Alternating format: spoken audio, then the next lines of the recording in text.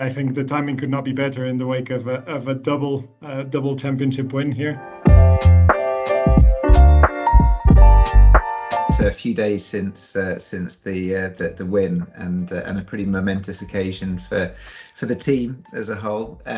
So yeah, still recovering a little bit, I have to say, from the celebrations, but also it doesn't stop. So we're straight back into the analysis of the weekend, and I know the team have been working hard since getting back. It's one of those strange things with motorsport, is that you can never rest on your laurels for too long. You need to get straight back into it, and we know that we've got a challenge ahead of us for the next season. But that being said, it was a pretty phenomenal result all round, and something which has taken a lot of blood, sweat and tears from the team. So I think it's right that they take a moment and reflect on those achievements. Were there any kind of moments over the season that you look back and think this has been differential in how things went?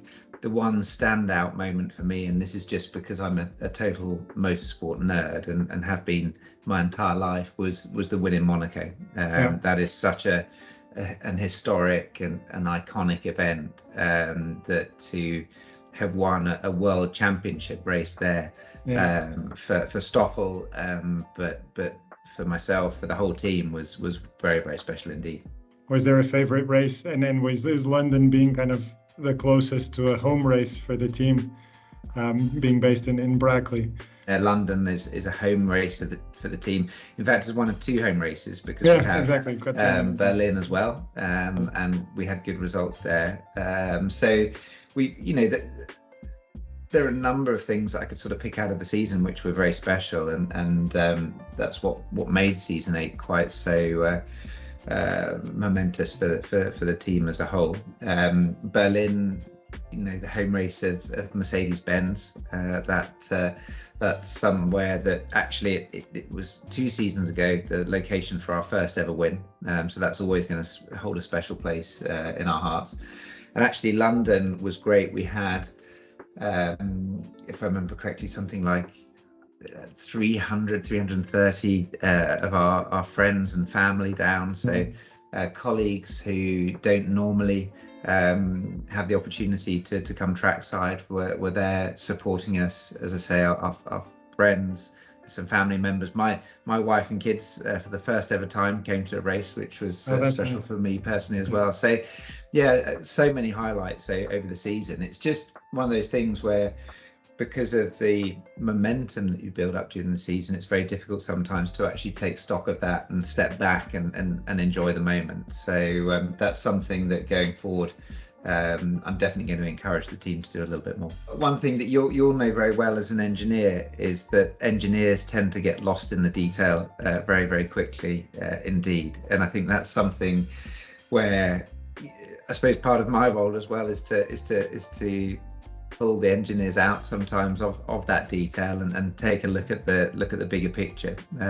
So that's something that we've encouraged as the year's gone on. Having said that, of course, with the great talent that we've got on board and those great engineers that we've got, that attention to detail is part of our success as well. So it's finding the right balance. What will your reflections be in terms of everything that you have and your role as kind of the head of the team?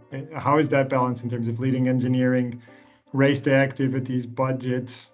I think it's something that in some ways could carry a lot of lessons to our world here at Vestas.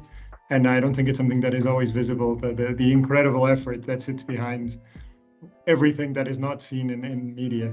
It's reasonably straightforward, and it's not dissimilar to leadership roles in other organizations away from racing as well. And it's as simple as finding the right people, the right expertise that you need in every area. And we're not just talking about engineering here, we're talking about, as you mentioned before, finance, be it marketing, partnership management, communications, whatever aspect that we need of the team. And that whole ecosystem needs to work together and work very well in order to function at the level at which we need to function to be successful. And then once we've got that expertise on board, it's making sure that those individuals have the the right tools at their disposal to be able to do what they need to do. Now, budgets aren't unlimited, so you need to prioritize in that sense. And then once that's there, it comes down to the third element, which is the culture that you build up within the team. So I've been very fortunate that we've got such a rich motorsport history within Mercedes-Benz that it's been reasonably straightforward to actually attract the talent that we've needed, and that's come from some existing pools, be that with the DTM team at HWA that started this journey, or MGP, or of course Mercedes-AMG high performance powertrains over at Brixworth. The team over there really have been absolutely instrumental in making sure that we've got what I think is probably the benchmark power unit on the grid. So all of those elements come together, and it's been an absolute joy and a privilege to be in a position to orchestrate that and bring that together over the last few years. One of the things we talk a lot about is sustainable growth, and how do we prioritize growth that enables us as a company to grow as well, and of course maximize the impact that we need to have in terms of deployment of renewable solutions globally. And often prioritization is maybe the hardest exercise. I think creating a culture is a difficult one, but opening up to a good transparent prioritization and finding where really your kind of golden eggs sit and where you have the best opportunities is often a big challenge in an organization.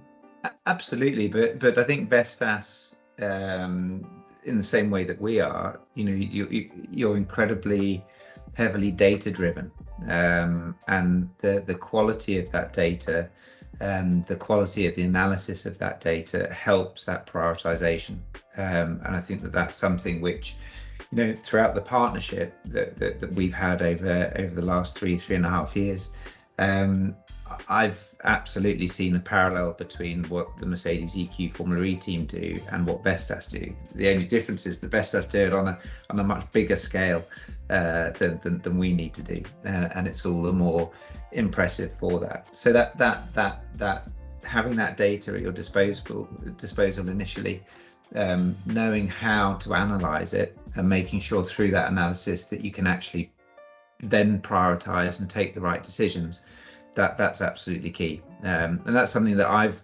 learned from observing the way that our engineers work, and how that then brings the success that we've realized. That's absolutely key to the organization. And the other element, which again is super important, that is that you can't prioritize activities unless you have the transparency and the right communication as well. So if I take a look again at the whole team and the ecosystem, there may be times when we need to prioritize a particular marketing activity, for example, over and above the engineering activity. It's not always just about the engineering side of things, because ultimately we need the whole machine to function. So that empathy between the various different groups, that understanding, the communication, and then again, as I say, that transparency is super important. And I think another one that you mentioned was also something that when we had a chat with the strategist Alex, one really good point that he raised was that, of course, from an outsider, Formula E seems quite chaotic, both in the lead into the race and even during the race. And of course, that adds to the excitement. But it seems like a nightmarish situation to be in when you're a strategist, where all you want is to create a plan and stick to it. And I think one point that resonated with me is that element of you build a strategy and you stick to it, and then of course you have to factor in your strategy how you adapt to the uncertainties that come along. And I think it also goes into what you were saying, that we need to be transparent around what we're dealing with. Absolutely. I mean, Alex is a great example of that. So our chief strategist, he's somebody that really is, at the heart of any of our race events that we have, ensuring that the engineering group as a whole, and the drivers, of course, have the support that they need to be able to react to any given situation. But unless you have that that strong foundation, that initial strategy, then it's very difficult to react. If you go into the race event knowing that there's going to be this chaos effectively that's going to ensue, and just think that, okay, because of that, then there's no point in having a clear plan, then you're setting yourself up to fail. What you need is a clear plan, which is very much based on the learning that you've had through the other sessions, through the free practice sessions that you've had through qualifying. You're continually learning, continuing to get that data, which then feeds into how you're going to approach the race. Is the execution then always going to be exactly to plan? No, because there are other external factors which come in, which play a role in it. But if you've got that solid base and you're able to then react to those curveballs as they come in, then you put yourself in a much stronger position. And I think that's something, again, I can only imagine the sort of parallels with Vestas as well. If I think about how you're generating that energy from the wind, ultimately you've got a solid basis in terms of the way that you design and then deploy your wind turbines, but actually the wind itself is something which has an element of chaos to it. So you're constantly having to adapt and to change your strategies, I suppose. But that solid basis is definitely there at the outset. And I think this is where then the leadership and the prioritization becomes key from an engineering point of view, at least, which is what I was exposed to in my past, is really guiding these extremely driven and talented individuals that you've highlighted, right? And to how do you get the best out of them, but also balance it out. Otherwise, you have all these pieces that need to fit in and maximize your performance.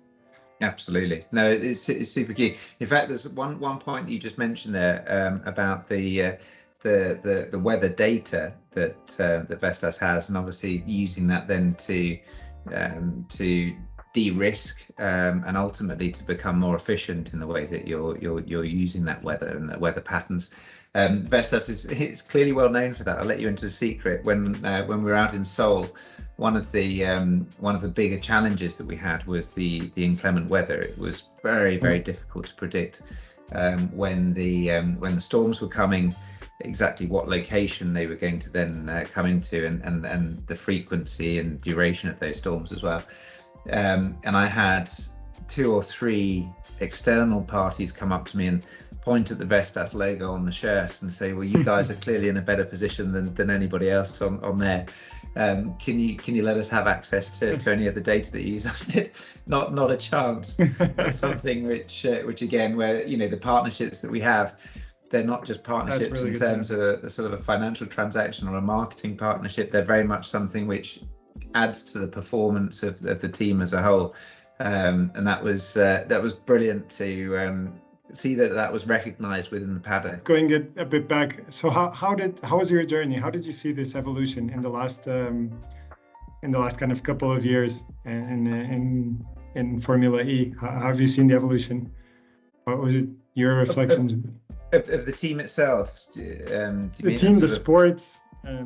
Yeah, it's interesting. I think from a team perspective, the Mercedes EQ Formula E team, we knew how big the challenge was going to be. We knew that we were coming into this motorsport, which has some fundamental differences compared with F1 or DTM or other forms of motorsport that we've been in. So we definitely at the start made sure that we were approaching it with a good dose of humility, and we knew how steep that learning curve was going to be. And I'm very pleased with the development that we've taken as a team, the learning that we've been able to sort of generate, and then as we've already discussed, that leading us through certain directions that we can take, and that's played out very well. But aside from that, the sport itself has developed massively over the years. So we have obviously come in fairly early on in what they call Generation 2 of the sport. Going back to Gen 1, that was something where each driver had 2 cars, because the battery technology wasn't sufficient to be able to do a full race distance with one car or one charge. So they were leaping between the 2. I think Gen 2 came in, was a game changer in that respect, that you could then do the full 45 minutes plus 1 lap with the single car and the single battery. The power was increased, the performance of the cars is phenomenal. What we're now seeing is that we've reached the end of Generation 2 with the last race in Seoul at the weekend, and next season we're going to Generation 3. Yeah. And that really is going to be a game changer. I think we're going to see now not only a huge increase in power, so we're going from 250 kilowatts to 350 kilowatts at the rear axle, but we've also got 250 kilowatts of regen on the front axle, so a total of 600 kilowatts of regen. Personally, I'd love to see that being deployed as power in the future as well. So yeah. I think 600 kilowatts of power going through both the front and rear axle would be quite a spectacle. Yeah. So that's something which is going to be great. Sure, the drivers would agree with you as well. I think the drivers would love it as well.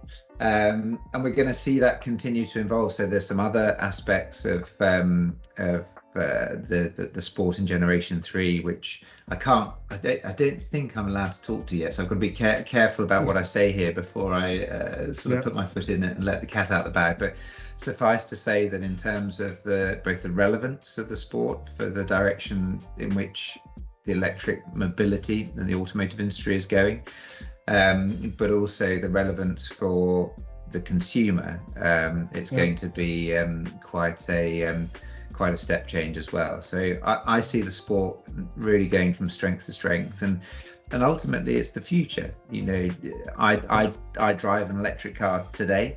I think that the number of us who are driving them is going to rise exponentially over the next few years. It just simply makes sense. And I think that for motorsport to continue to be relevant, then it needs to also not only follow that trend, but become a leader in that sense, in terms of how we're pushing forward technology and the engineering aspects of it. So I think it's an exciting time to be involved in Formula E and in motorsport in general. I'm looking forward to the next chapter.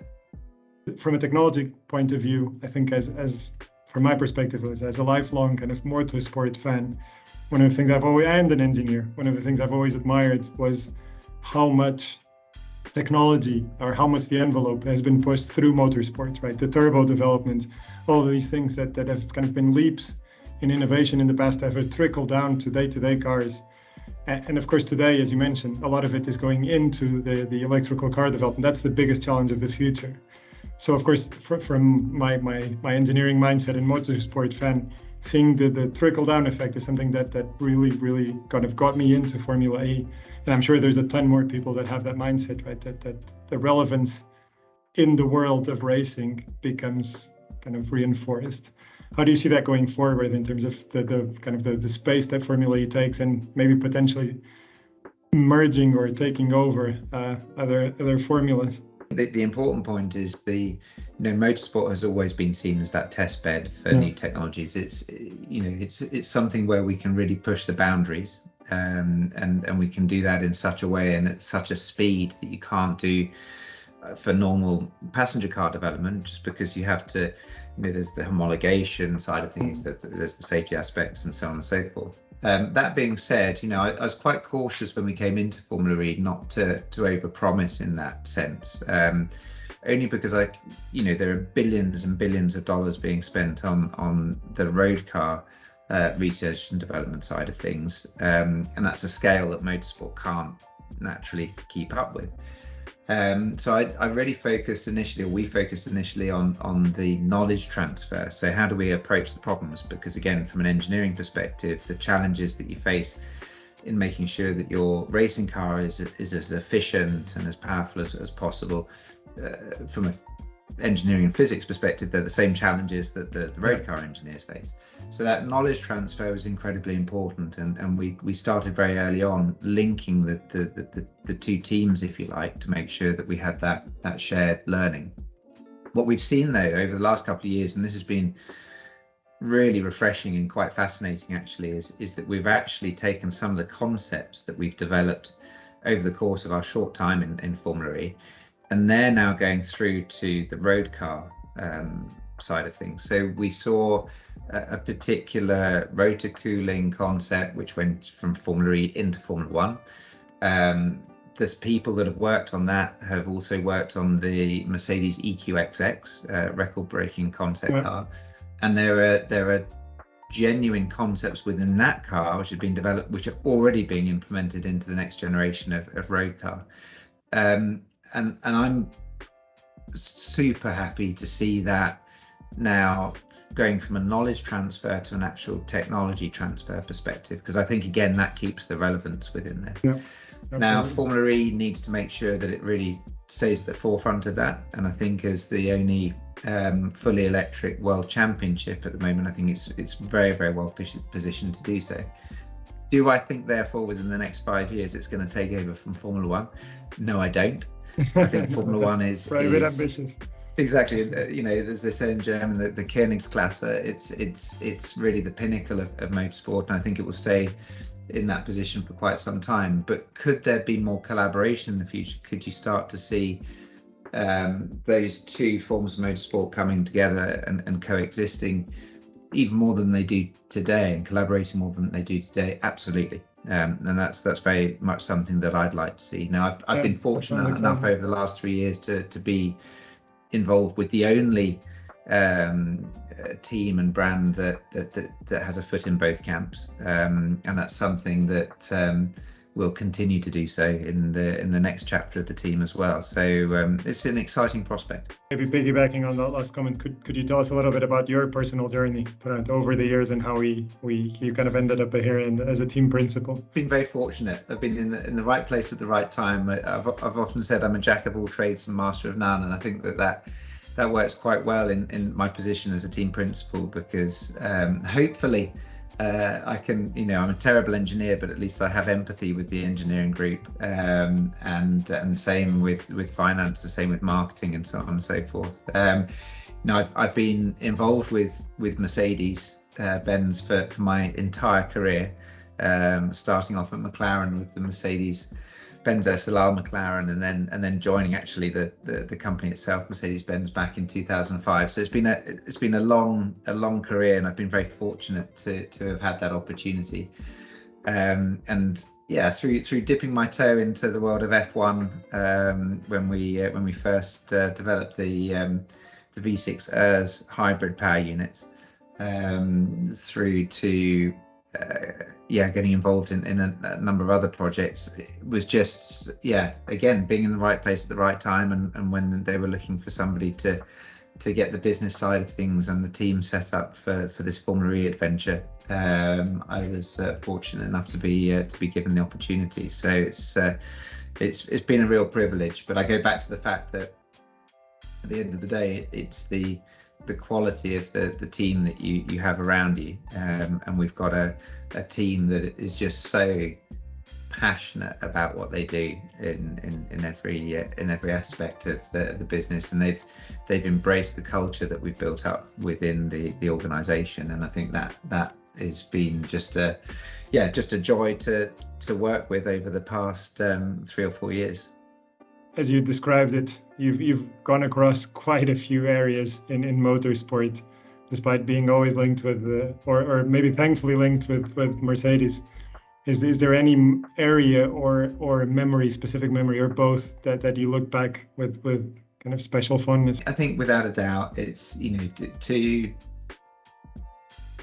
those moments where we've clinched the world championships. I think it's impossible to better those. There's an enormous sense of almost relief that comes with it, because you can see it building, but it's really not until that the car passes the checkered flag, or that you can actually I suppose realize what's been achieved. And I think that when we